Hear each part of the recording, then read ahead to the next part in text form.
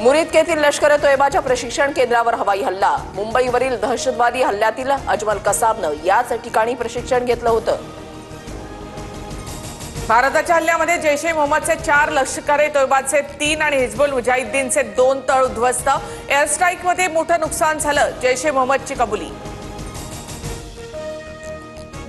भारताकडून ऑपरेशन सिंदूर अंतर्गत पाकिस्तानातील 9 दहशतवादी तळांवर हल्ले। भारतीय लष्कराकडून स्कॅल्प मिसाईलचा वापर। भारतानं पहलगाममधील हल्ल्याचा बदला घेतला। भारताने उत्तर देण्याच्या आपल्या अधिकारांचा वापर केला। भारताने आज जबाबदारीने कारवाई केली आहे, भारत सरकारकडून स्पष्ट।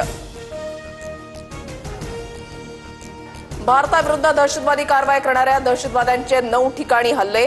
हल्ल्यामध्ये पाकमधील एकाही सामान्य नागरिकाचा मृत्यूची नोंद नाही, भारतीय लष्कराची माहिती। भारताकडून मुझफ्फराबाद, बहावलपूर, वरितके, कोटली, सियालकोट, भिंबेर, गुलपूर या 9 ठिकाणी हल्ला। पाकिस्तानच्या कुठल्याही लष्करी तळावर हल्ला केला नाही, भारताकडून स्पष्ट।